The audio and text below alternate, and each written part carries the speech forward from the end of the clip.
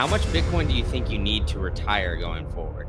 90% odds this thing can't be below $1 million next year. Like those, I don't know, there's versions of that kind of risk on behavior that. Do you kind of foresee like another giant run up then here for like 2025? The riskiest thing at all ever is to presume there's no risk. Do you think that the halving is going to continue to help drive like these giant waves, or do you think it's more of like a business cycle because we're in kind of still this fiat state? What you got to experience in the 2020 and 21 cycle, what I felt kind of real time there was something like the Cantillon effect. Bing bong. I am live here at Pleb Lab down in Austin, Texas with Joe Kelly, the CEO of Unchained. But Joe, there's a very hot topic going on right now in the world of Bitcoin, especially with the price action running to where it is. And as Unchained is a big IRA provider for Bitcoin, how much Bitcoin do you think you need to retire going forward? Oh, great debate. We have a calculator for this on our website. A lot depends on certain assumptions and comfort levels. I mean, I think it's probably you're sitting well if you've got at least 10. But so you need 10 Bitcoin to retire right now? At least, I think. I mean, I think you money. Yeah, it's all relative, money like right? They used to, or they continue to make money. But I guess, yeah, I do think I've seen people or adults and families or people I've known that $1 million. That's good. That's a comfort padding for several years with a low cost life table.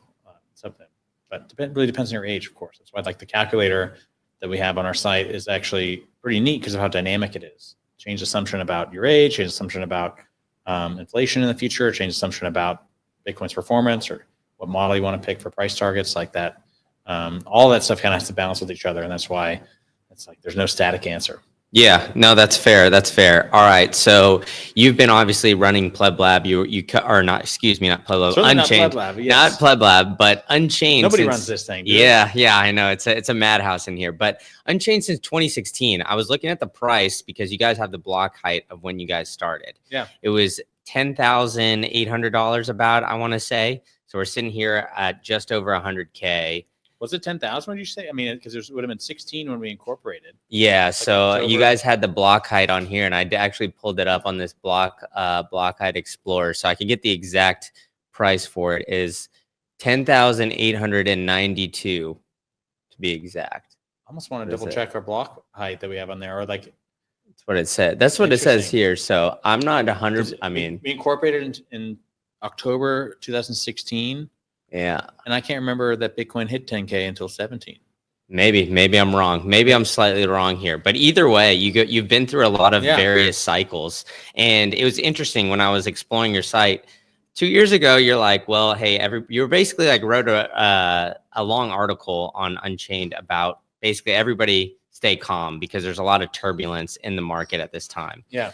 So do you feel a little vindicated now that we're seeing the price kind of run up, and like, how are you looking at everything? Because last, bull run, we saw a lot of craziness. So how are you kind of preparing for that going forward? Yeah, it's definitely a good time. It feels like kind of summer for the industry. Things are bright. It's a time of harvesting almost in terms of like firms that are well positioned, firms that have good client relationships, good ability to earn more new client relationships as people enter the space for the first time. So yeah, and whether it's vindication, I mean, I think just we've stuck to Bitcoin, stuck to good Bitcoin native principles, stuck to good Bitcoin native ways to build product. We've always prioritized self-custody, working with people holding their own keys, even among cycles and for a lot of periods when like investors or just the narrative, the more popular narrative was like people aren't going to want to do that. But I think it still holds true that 50% of Bitcoin or thereabouts is held in self-custody. It's not with a centralized custodian. And that's just a lot of the market, and Chain is really well positioned to work with that population and the kind of ever-present flow of people out of centralized custody and into self-custody. So that's been a good bet for Unchained. Yeah. So how do you see the development and the change of just like, I guess, the people or, maybe the clients that are coming into Unchained, like looking more into Bitcoin? Because obviously we've had a lot of things change within this past calendar year. And you guys have seen massive amounts of change in the industry in the 8 years. So what has been kind of, I guess, the development of like the consumer base? Is it more, I guess, general now? Maybe now you're seeing bigger financial people kind of come in. Like what is kind of the shift that you're seeing? That's a great question because I can say And I think for a lot of people that have been in the industry for a while too, any service provider, especially, when you onboard people into products like Unchained and you get familiar with their clients and you meet them, there's real clustering. There's really different cohorts of adoption in Bitcoin. You have the kind of pre-2013 crowd, which those people, those had been like on the mailing list. They were like cyberpunks or cryptographers, or then they were like those people's networks, or people were, making online transactions at that time. But come 2013, that's kind of when the first wave really hit Silicon Valley. And you had Wences from Zappo, you had like Naval, you had like a lot of people that were in the mix there in some form of like taste-making sense, like saying, oh, I think Bitcoin at the time, unfortunately, a lot of narrative also crept into like, I don't know about Bitcoin, but how about that blockchain? At least that was like, all right, enough people, really that tech crowd brought it. And I would put myself kind of in that category. I was my first exit or a sale of a company in 2013 that led me into Bitcoin, that led me into holding it. And I was just probably part of that kind of like tech bro cohort, I guess. Then 17 is kind of that first like fresh mainstream kind of crowd. I think really pre-17, there wasn't anything near like a mania or just outside of technology, any great adoption. And by then you'd had Coinbase and other firms that had enough infrastructure and ease of onboarding experience that like the mania of 17 was really retail driven mania. Things like were hitting the headlines and like Ethereum and ICOs. And again, yet more a narrative. I don't know about Bitcoin, but maybe that blockchain, or maybe it's these other tokens or this world computer thing. And then the bear market of 18 and 19 came about. 2020 was remarkable in that you saw corporate treasury adoption for Bitcoin. You saw Paul Tudor Jones and other major investors singing to Bitcoin. And then you started to mix in, those Wall Street folks and the general public that just started waking up to like, what is the money printer? The money printer meme, like this, what is, and the so we're all at home, there's all this COVID stimulus happening. It really caused a lot of people to research and understand, okay, what is money? What is this Bitcoin? What's the relationship between these two things? Could Bitcoin would be money? They better get some. So then that's, again, a mix of, I think, more mainstream Wall Street, more mainstream just investors and Joe Public generally carried you through 20 and 21. And then, then there's obviously after post 22, a retreat, tied one out in a lot of folks. And now it's just it's rekindling. It's like even further, I'd say, saturating into those audiences or those pools of interest and capital in traditional Wall Street. Now that it's kind of, all right, we're past the bleed from FTX.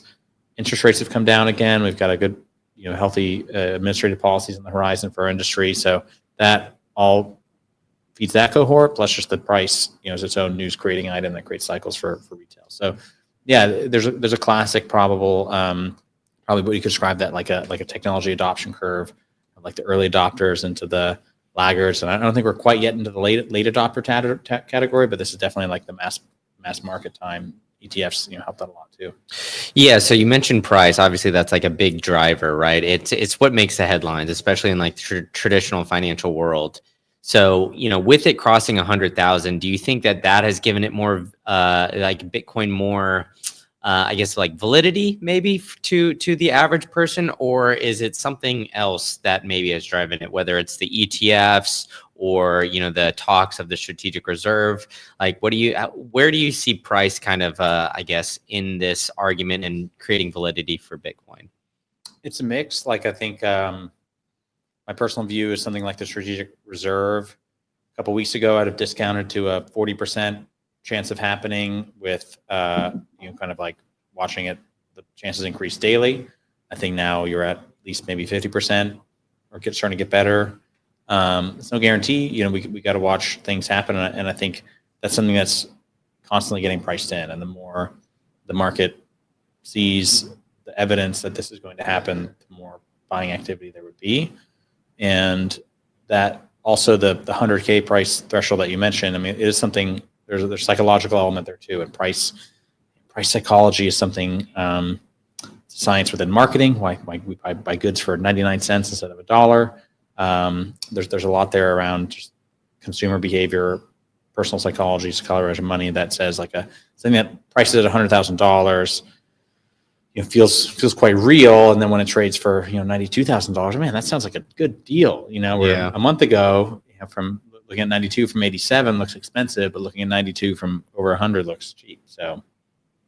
Yeah. So do you kind of foresee like another giant run up then here for like 2025? And I don't know. I don't know if I want to put you on the spot for a price prediction, but do you see like that kind of like hysteria because of how much potential FOMO money that we have on the side this time, where it's, not only just retail and retail driven and, FTX and all those other, nefarious characters last bull run were selling paper Bitcoin.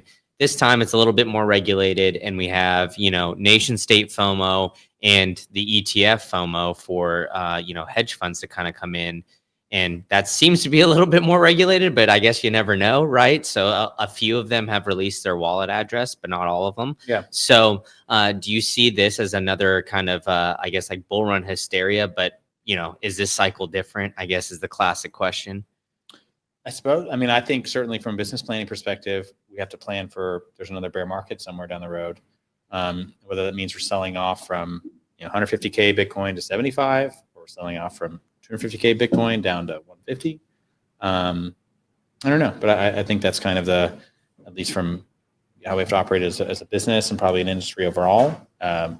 Watching for things like amount of leverage that happens, whether it's in just Bitcoin that's collateral to loans, or things in like other markets like futures and places where just people on the other side of price movements for Bitcoin, so they have to sell a lot, and that's painful for everyone. So looking for that not to get too hot in the ecosystem can mean any big sell-off type markets aren't as painful or have a softer landing.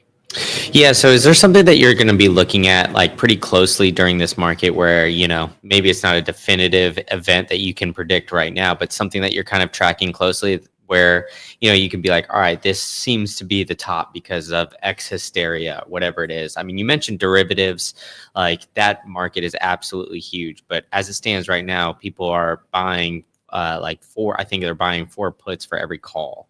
So right now the buying hysteria is in. If that flips, maybe that's, maybe a bearish signal. I don't know how you're looking at these things, but I'm curious to see what you, I guess, are kind of keeping a closer eye on, or if you're just kind of, as a veteran in the space, just kind of riding the waves and just, going business as usual.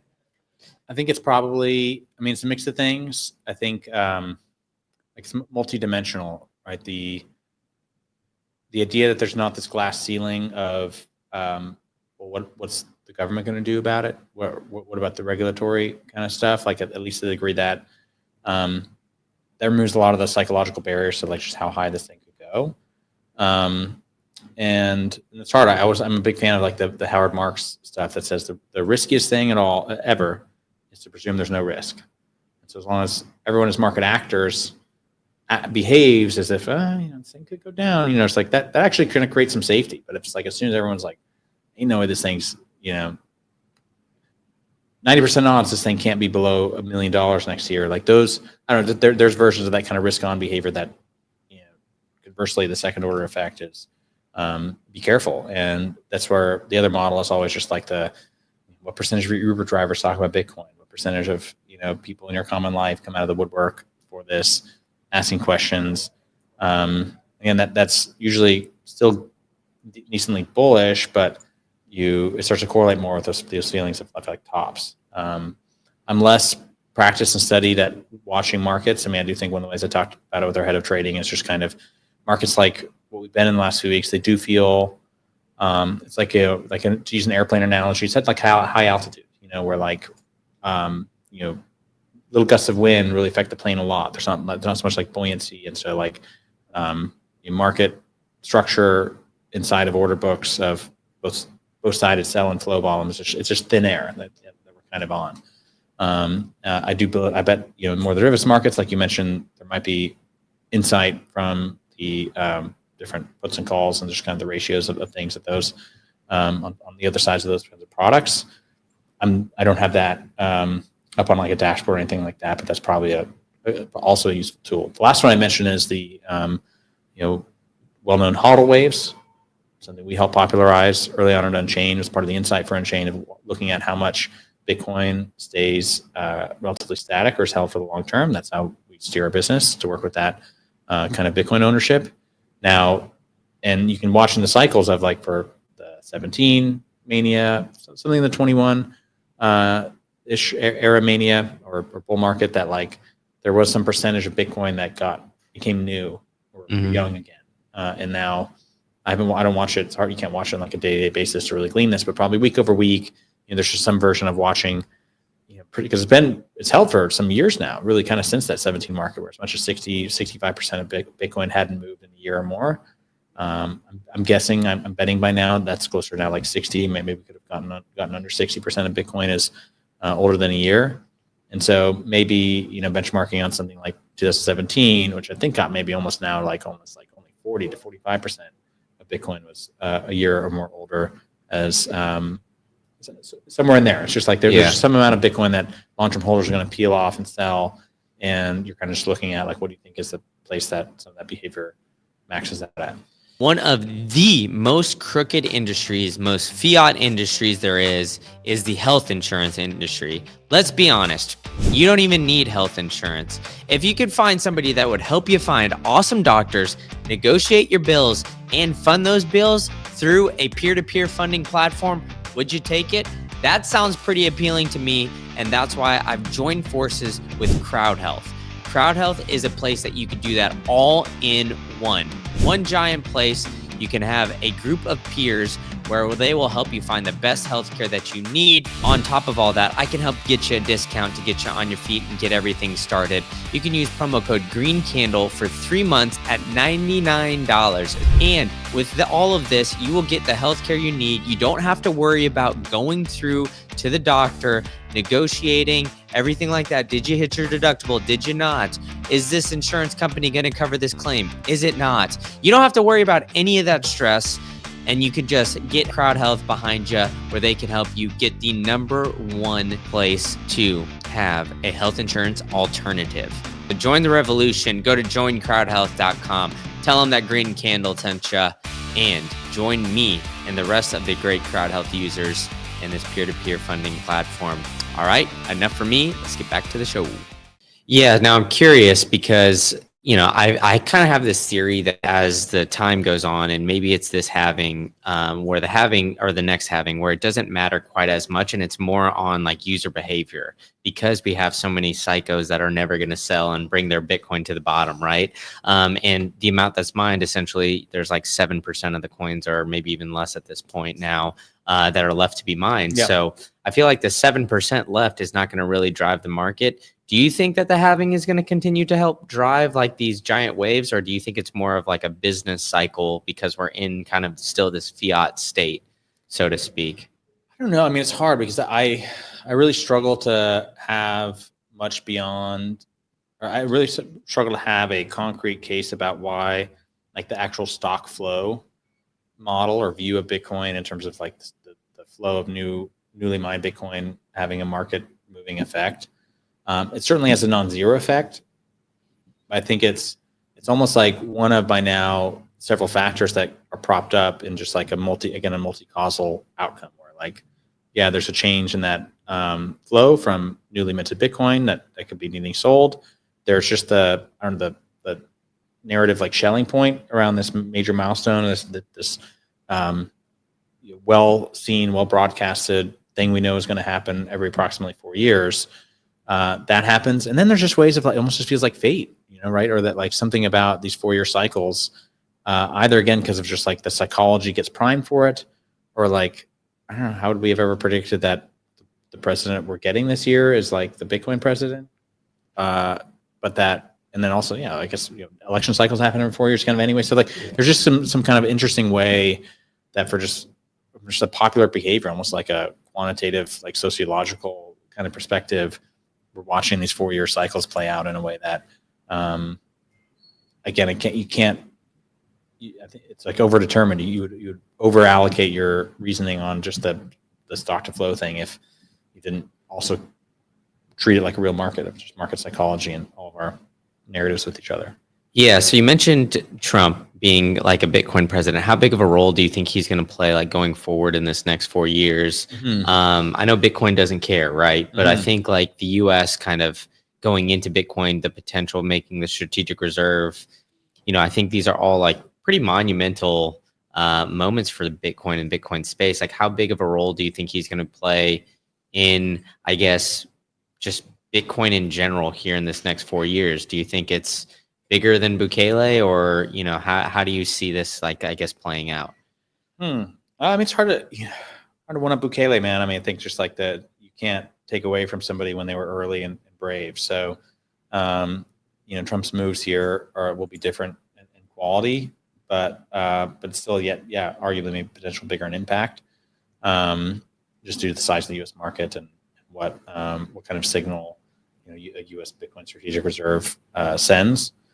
So I think it'll be massive. I think, again, just back to like, how do we try to steer the business? I think I try to think about over the next 2 years. It's just like we may have a longer bull market than we've had before, just because there's not the regulatory breaks that we've gotten in previous administrations, but also don't. I don't know. It's fair to have odds that we're just in a super cycle. Yeah, I think also have other odds going the other way, and midterms, or like there might be a rotation in the House or Senate in 2 years again, so that things could get stuck in the mud in the back half of their presidency. So I think I try to think about it in like the next 1 to 2 year chunks, and that this is a great, get back to this idea that's like the sun is shining.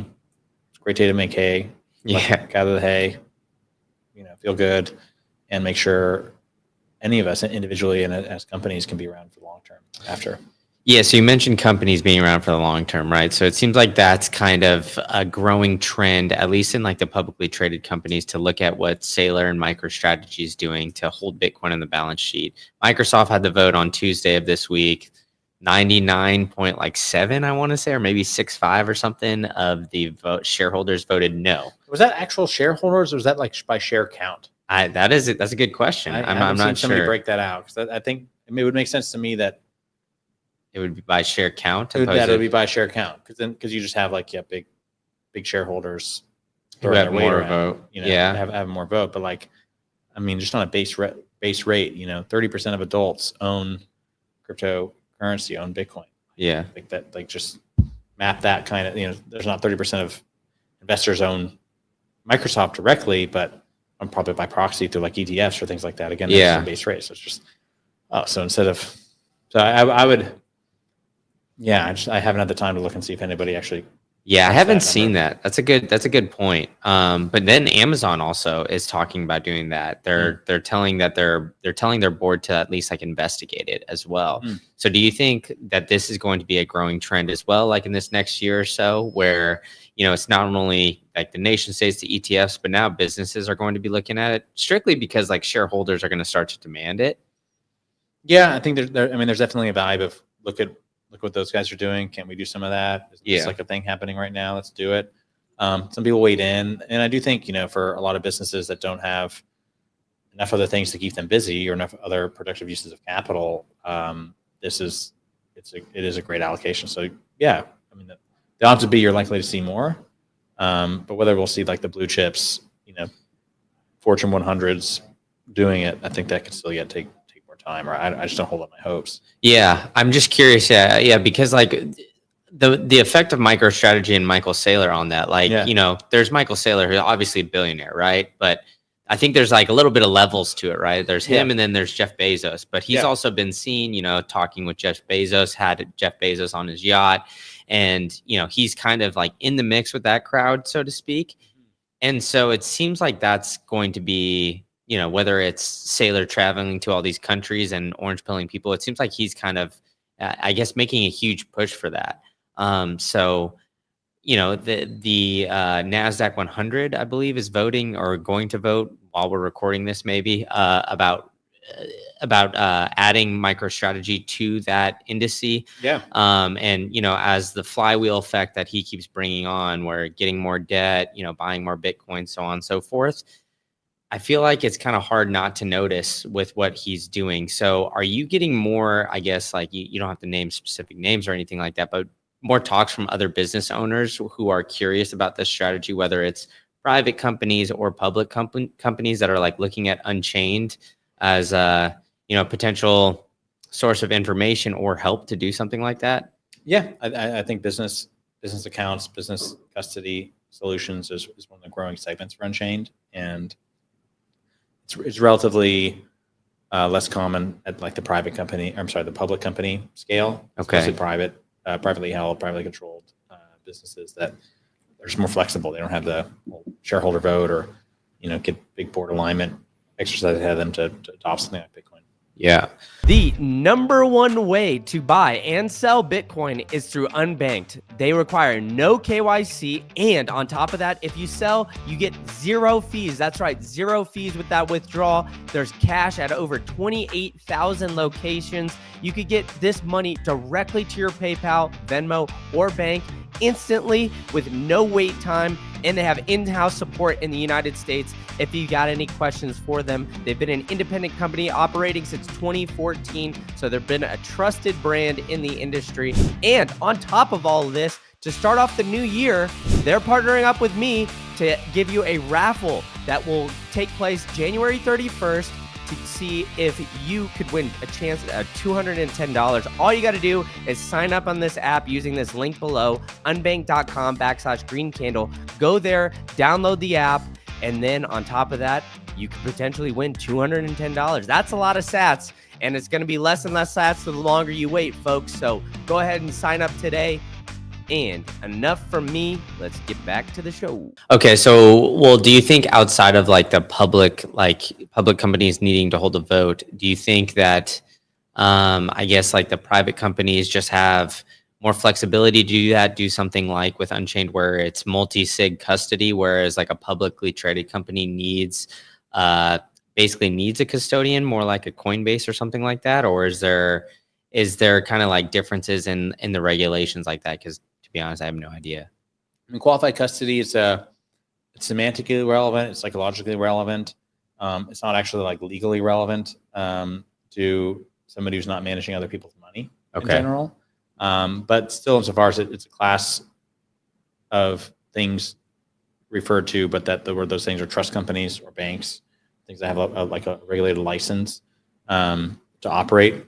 That category is always still going to be a leading choice or the leading part of the initial check boxes for an allocation and a holding of Bitcoin in these firms. And that's one of the dangers of the space insofar as like the winner take all of the Coinbase custody kind of being the way that you're going to see more and more of these people go to because it's the one trusted thing, so the ETFs use and stuff like that. And that's just where there's that massive honeypot risk, massive custodial pot that we're conscious of at Unchained, try to think about from a de-risking perspective of what does a network of keys look like? What's a real network of custodians? It's not just like eggs in one basket, but baskets tied together through key sharing, key management solutions. So that's the future we're hopeful for. While it's still always hard, like commercially, it's hard to grow that ecosystem in a sustainable way.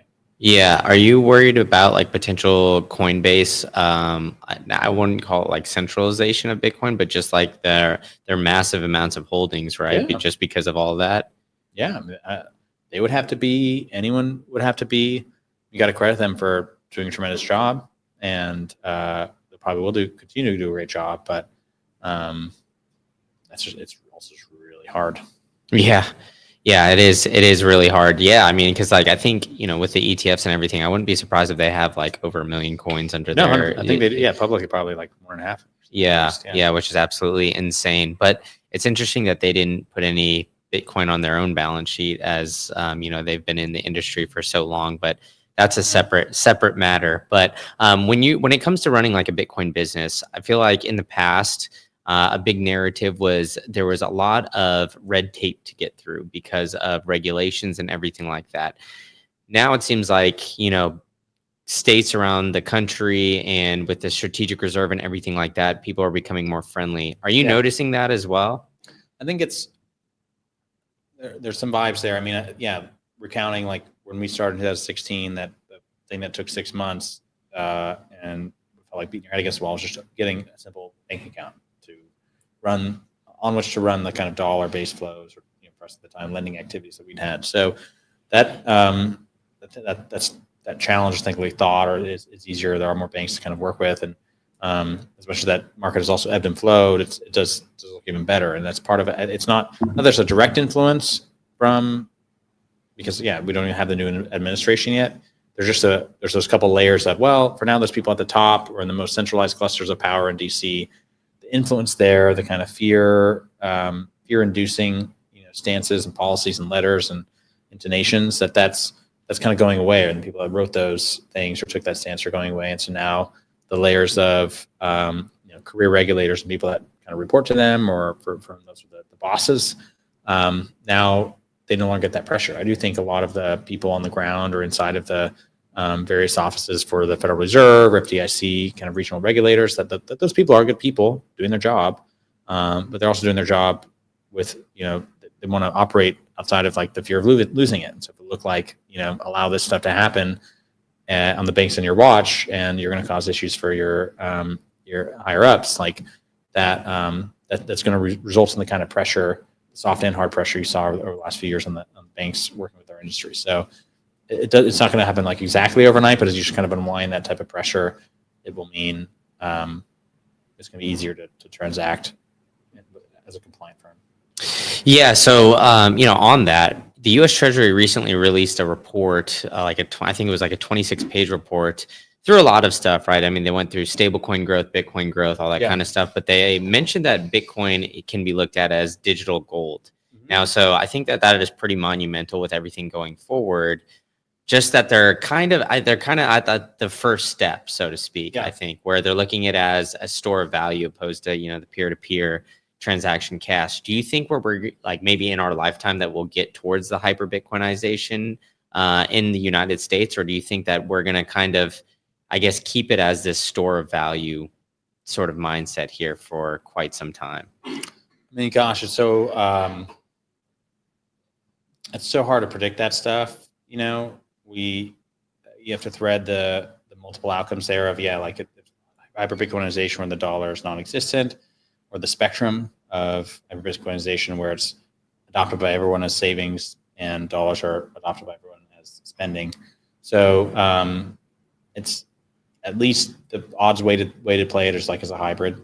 And I think Bitcoin has real utilities that store value. I love this line. It was Peter St. Onge, one of our other partners, who I'd heard on our podcast, The Bitcoin Frontier, which was like, the biggest value or the biggest thing gold is now is the way to explain Bitcoin to boomers, or like it's kind of like that's its role in finance almost now, as it sort of sunsets on its 10,000-year legacy, and that's it. And that's the kind of a thing I think that it's like, is it, because again, gold is a proxy for something for people. Gold is a proxy of like, okay, lasting, enduring value, and then for more in the people even in the know that know more monetary history, it's like, oh, it's a proxy for things with this kind of stock to flow characteristics that create scarcity, or it's what used to back currencies. But like for a lot of people growing up, I mean, my experience, at least as a teenager, was like that stuff just sounded crazy to me. That sounded abstract. That sounded like like the gold bug. It's rare to find gold bugs that were in their 20s. You know what I mean? Like gold bugs that tended to be older, tended to like be like kind of crustier. Not to say, I mean, there's been great spokespersons for it and stuff like that. It's not the winning message, but Bitcoin, because it's digital, it's like, I think for a lot of millennials, they don't need the digital gold analogy. It's just, you need the digital scarcity, like the digital money, like money for the internet, kind of that's what pulls people in based on like the more the pre-existing concepts that are already in their head. Whereas like, gosh, wouldn't it be nice if like in 100 years or 50 years, maybe 10, that digital gold isn't even the relevant analogy anymore, because like by then people will have just forgotten about gold, or or it will just be relegated to like pure industrial use. That I think that would be pretty neat. Okay, so you've discovered Bitcoin and are on the path to financial self-sovereignty. But simply holding Bitcoin is not enough. You need to make sure that it's scored properly and you are in 100% control over all your assets. So sharing your keys with third parties and taking on that counterparty risk is not the answer. The answer is pure and simple. It's uncompromising self-custody, and there's no better way to do it than the Bitcoin way. They've got over 25 years of cybersecurity experience, and their team of experts can help you properly self-custody your Bitcoin. Secure your digital life. configure your privacy phones, and even establish a Plan B residency if you're looking to do so. So I'm going to help you guys out here and give you a free consultation if you take the first step and visit thebitcoinway.com/green candle, and you can check out the boys at the Bitcoin Way and see how they can help you become self-sovereign. Yeah, I mean, it seems like we're kind of trending that way. I think El Salvador found $3 trillion worth of unmined gold, or allegedly, they found that they like fairly recently. So I think it's definitely trending in that direction. But you mentioned, kind of your start into Bitcoin, where it was in 2013, and you made your first exit, and that's how you kind of got into Bitcoin. Yeah. Do you think kind of going through that 2008 crisis was, part of the, obviously that's, kind of the genesis of Bitcoin and when it came up, but seeing that and being a business owner, going through that, do you think that kind of helped you, I guess, understand Bitcoin right away, just because you were in the weeds, you saw inflation, massive amounts of money printing? Because it seems like that's what brought a lot of people along in 2020. Honestly, no. Again, I think it was I was pulled in by something like the technology narrative, and then it was more just of a novice when it came to more like finance, and as really like an operator to your business operator role there. I was focused on the business, and that's as far as part of the truth of startups is you can't even the bear markets of Bitcoin, you have to be able to shut out other things going on and just focus on what you can control inside your business. And so whether it was Lehman Brothers or whether it was some other bank or these things happening, and that great financial crisis, I was just pretty clueless, if I'm honest, and really focused on what was right in front of me. Yeah, so because I don't want to date you too much, but I believe you were graduating college around 08. Is that correct? I was in college, but I was a college dropout. So okay. I left and shortly thereafter started that first business. Okay. So I didn't finish school. I came here to UT originally for college. Yeah. So how did you see this being different from 2008 to 2020? Obviously, we had everything shut down, but just the economics of everything, have you noticed a drastic change? Do you see things as similar? Do you see things now kind of as, I guess maybe 2011-ish where we're starting to come out of it? Or do you how are you viewing this overall economic situation? I think I don't have a lot of comparators in an absolute sense. I'd say where I think I'm wiser and what I try to pay attention to is the flows of things. Mm-hmm. So because a lot of themes while we're talking about is the static versus dynamic systems, and the economy, the flows, the money system it's supremely dynamic. There's a lot of market actors exerting influence and everybody responding to everybody kind of at the same time. And because I think what was really crisp there of what you got to experience in the 2020 and 21 cycle, what I felt kind of real time there was something like the Cantillon effect. You just watched as, okay, 2020, that financial crisis happened. Fed opens other lending programs, it's discount window, all these things, all these mechanisms to get money out. But that, other than the stimulus checks we got as individuals, most of that money went to just near neighbor central financial institutions. And then those institutions, in many cases, look like pension funds or, firms that then invest in venture capital and make commits to venture capital. So a lot of venture capital funds get, stood up and funded or close their funds in early 21 on the heels of that. And then they're allocating to startups. And so Unchained got its Series A in 21, and a lot of startups, you kind of got to watch that play out. Again, that is that flow of the money kind of trickles through the system. And then we do talk about things like inflation or CPI, or we're just watching what a ribeye goes for today versus 2 years ago. Friend Parker Lewis has good Twitter tracking on that. So I guess just I think that I'm just kind of more aware of watching that flow and where I live in that, and it's similar in the same way you watch the diffusion of any technology or the fusion of Bitcoin through these markets. It's more an awareness thing. Sometimes it's a transacting thing. The money flowing certain ways, but that's where I'm aware again. What does it look like when a system halts in some financial crisis where nobody transacts, nobody moves, nobody's willing to kind of commit that flow, and so it can be very halting when that happens too. Yeah. Do you look at any of the, I guess, governmental release data or anything along those lines just to, Yeah, I mean, I don't know if it's to humor yourself maybe or anything like that, but just to kind of track on what the way things are going, and how do you, I guess, your viewpoint on just governmental data in general? I think it's all, I think even in business, it gets this way with certain things of like you can't just treat the number as absolute because there's often so much that goes into it. And you could quibble with the way it's inaccurate on this dimension or a different one. And yet, the ROI or the utility to get more perfect reflection of all the subcomponents and things that add up to it, it's not always there after a certain level. So what you just need is a stable comparator thing that's always apples to apples. It's an imperfect measurement at the time, but over a time series, as long as the standard of measurement was the same, you at least do get that trend, or you do at least get that like derivative understanding of like, oh, is it moving up, down, or is it accelerating, decelerating? So that's probably how I treat most like government data. Well, not at all being an expert on like how they have in fact probably tweaked CPI over time, or like change the definition of these things so that it becomes less relevant.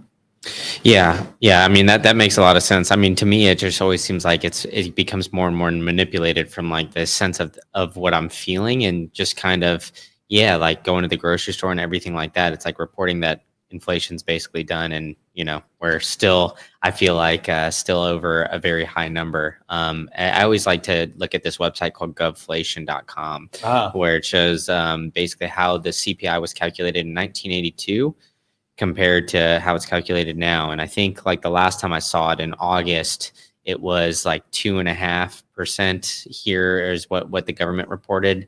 And if you looked at the basket of goods relative to 1982, it was like 10.3%. So this print came in at 2.7 or 2.9 or something like that, I think, this past month. So probably still around over 10% from relative to how we used to calculate it. But you mentioned coming here in 2008. I grew up here in Austin. Oh, so nice. I want to get into how you've seen Austin change a little bit since your time has been here. Because I mean, it took off, right? I mean, 2020 has just been a massive inflow of people. Yeah, really. I think it's I was born in Anchorage, Alaska. I met some people from Austin. They made it sound really cool. When I was looking for schools to go to, I wanted a place that was warm and had it was a big university with a lot of resources, and then something business, right? I'm going to start a company or be an entrepreneur, and so some kind of location had a good business climate. And I can remember getting to Austin in 2007 and seeing that there were 4 or 5 cranes downtown building something, and I was like, well, people are making long-term investments here. Maybe there's something here. And then since then, there's been at least 4 or 5 cranes downtown, maybe up to 8 to 10 at times. I think also some of that same phenomena, though, of like watching how the money flows. And Austin has it always like something like an investment case for commercial real estate due to the population growth, the influx of people, especially the demographics of who moves to Austin. And then I lived downtown. I was really fortunate this way. I got a condo after I sold that business from 2013 to 20. I lived downtown. In summer of 20, I'd had my first kid. My wife and I needed to move out of downtown. It was also like into COVID, so downtown was dead. And but before that, our building, like in the late 19 era, we'd sold the whole building as like ownership here in downtown, and like some developers came in. They're going to take that over because it's a great downtown corridor. Like built something high, and that transaction closed. I remember in February, a month before the pandemic hits, and it was just like, gosh, what timing, what luck we had. Just really on the front side of before everything fell off, and that poor developer. But like also, I think that's just the cycles for these things that like that was a nice era. Developers like that could get financing, could get buildings, or buy plots with plans to develop for good business cases. That fell out. That building still hasn't been torn down, or I don't know that things have quite resurged for the real estate market here to make that investment case work. But I try not to complain. I mean, part of coming to Austin was a version of, I'm here because people are investing here, and so the like idea that like a bunch of people moved from California or friends from New York or people have moved in. I've enjoyed having been kind of something of an internet native denizen, or like something my career's been formed around a lot of networks I built on the internet. That all those people moved here. A lot of people that it used to be you'd have to live in New York to like have your network come to you, at any given time, just because people have business meetings or travel through that place once a year. But now in Austin, it's like, yeah, there's a conference here, there's an event there. Somebody that, the long-term writer I expected moved here, things like that. So it's been nice to have folks kind of come. What's up, y'all? Come and join me down here in Medellin by going to the Bitcoin Medellin conference. It's January 17th and 18th. You can use promo code GreenCandle21 for 21% off. That's a huge discount, folks. It'll be cheaper. Everything in Colombia is a little bit cheaper. You can come down, hang out with the Colombianos, those chicas, and have a little fun. We can party it up here down in Medellin. So come on and join the fun. Come in, hang out with me, Luke Mickich, Jeff Booth, some of the other great speakers here. All right. I will see you guys all in Medellin. Back to the show. To you. Yeah. Are you a University of Texas football fan? I like it. I'm not a. Oh, you're not an avid fan? I'm not like an active follower of Okay. it. I think it's cool. But Yeah. I just don't get to. Yeah, that's how I feel like that's how like a lot of people who went to the University of Texas are. They came here for Austin, and then football is just like kind of an added bonus. I went to A&M, so so I'm an arch rival here. You guys whipped our butt this year, but maybe we'll have better luck next year. If you were to recommend one thing that people do when they come to Austin, as I don't know, maybe summertime when it's a little bit warmer than it is now, what would be that thing? And part of it depends on the demographic. I find, especially when we have employees come or like partners, I like to steer them to the Comedy Mothership because it's right down the street. Just like, hey, the Joe Rogan's saying that they pull in good guests, great acts. So that would be something to try to hit. But ironically, I think when people come as like families, or when I bring like extended family, I go to San Antonio. Like, really? It's kind of like, wow. Austin's a place to hang out. You can see the Capitol. There's been kind of some more things, but really I think, I joke like my aunt is a sign reader. You like go to like a park and there's a little plaque there. Oh, they'll go read the plaque, or like, they'll understand the local history, or like whose monument is this? And San Antonio's place is like more full of that. I do find it's crazy to go see the missions and the like architecture that's there, where you're looking at like what looks like a European castle, or is in fact like a European castle from the 1700s. Right here in Central Texas. Yeah. It's just kind of a mind trip there. So for at least, when I'm trying to do like family outings of like that classic aunt or grandma or somebody that like wants to go see things, like that's what we do. All right. Favorite food in Austin? Gosh. Favorite food. Or maybe even restaurant, if you want to give one a shout out or anything like that. Like where are you hitting maybe once a month? Gosh, well, I have kids, so we're always getting pizza. East Side Pies, man, via 3 and 3 are good rotations at home. Restaurants, I always love like a good date night at Red Ash here downtown. It's nice, man. That mix of steak and like high quality Italian, upscale Italian stuff, like that's really hard to beat. Yeah. Okay. So then, outside of that, then favorite place to go grab a drink or a happy hour here? Oh, my spot is like around the corner. The place in that hostel, the Firehouse Lounge. I love it. I mean, they usually play like good kind of rap, like hip hop music. That's kind of my genre. Oh, who's your go-to? Hey man, MF Doom has always been my favorite artist. Really? Tragic we lost him like last couple of years, but just in terms of like mix of personality, and like what talent he had, there's a spectrum there. A lot of great acts. Like, I have to love K-Dot and have to love certain people, but I did my Spotify rap this year, and like my number 2 song was the A$AP Rocky, I think Hijack is his song. Yeah, like that was really good. Oh, nice. There we go. All right, so the slogan in Austin is "Keep Austin Weird." So, what's the weirdest thing about the city of Austin that maybe the average person doesn't know about? I think I think so much of the good weirdness is like unfortunately kind of a lot of like the rearview mirror. There was like who's the guy?